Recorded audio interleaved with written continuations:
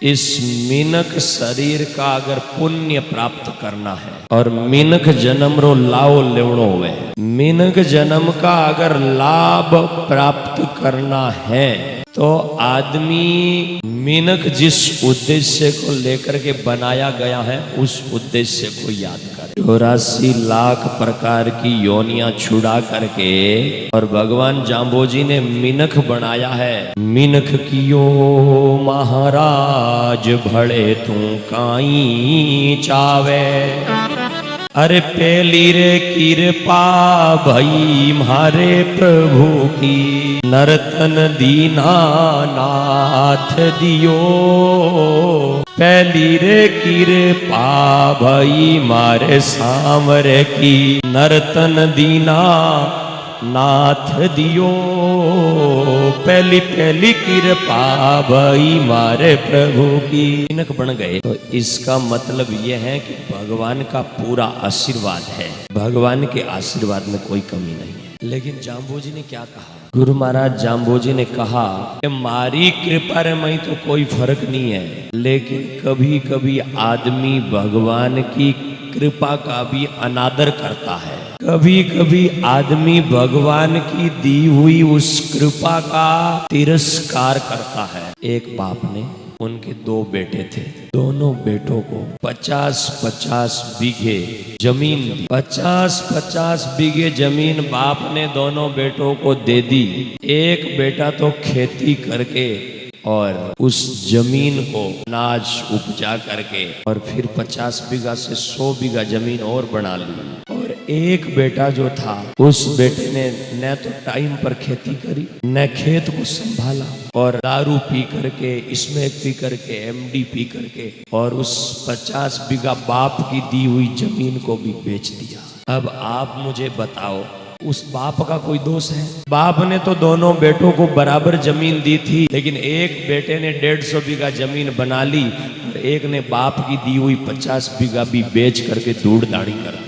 बाप का तो कोई दोष नहीं है, बाप ने दोनों को बराबर दी थी। ऐसे ही ये मानव का शरीर भगवान ने तो जैसा मुझे दिया है वैसा ही आपको दिया है। किसी ने तो दारू पी करके, इसमें पी करके, एमडी पी करके, अनेक अनेक नशे करके और इस मानव शरीर को बर्बाद कर दिया, और किसी ने भजन करके, दान करके, सेवा करके इस मानव जीवन का परम लाभ प्राप्त कर। पहली रे कृपा भई मारे प्रभु की, नर्तन दीना नाथ दियो।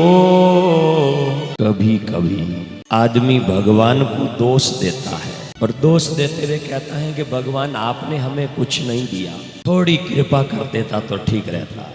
एक संत ने सुंदर वाक्य लिखा और उन्होंने कहा कि अगर आपके घर में, आपके शरीर में कोई रोग नहीं है, आपके घर में कोई दुख नहीं है, तो भले ही धन की तिजोरी न भरी हो, सुबह शाम भोजन मिल जाए और सुख से जीवन चलता रहे, और घर में पति पत्नी में प्रेम रहे, भाई भाई में प्यार रहे, और किसी प्रकार से भी घर में कोई नशा न हो, तो समझो कि भगवान ने आपको बचा करके रखा है और भगवान की ये कृपा। परमात्मा से यही प्रार्थना करो कि भगवान कभी ऐसा रुपया मत देना, चाहे सुबह शाम रोटी ही देना, तिजोरी में चाहे मत देना, लेकिन तिजोरी में दे तो ऐसा रुपया मत देना कि पति पत्नी का तलाक हो जाए। ऐसा रुपया मत देना कि भाई भाई को दे करके राजी न हो। भगवान ऐसी गाड़ी भी मत देना, मैं वो गाड़ी लेकर के निकलूं तो बिल्कुल खाली निकलूं, लेकिन मेरा माँ या भाई भी उसमें न बिठा सकूं, तो ऐसा मत देना। ऐसी संपत्ति मत देना। परमात्मा ऐसी कृपा करना मुझ पर कि मैं आनंद से जीवन जी सकूं, और ज्यादा न दे सके तो साईं इतना दीजिए जामे कुटुंब समाय, मैं भी भूखा ना रहूं अतिथि भूखा नहीं जाए। भगवान भले ही तेरी मर्जी हो तो इतना ही दे देना कि सुबह शाम मेरा पेट भर जाए और घर आया हुआ कोई मेहमान खाली भूखा लौट करके न जाए, बस इतनी संपत्ति दे देना। तो पाप का पैसा मत देना, धर्म के मार्ग पर चलाते रहे।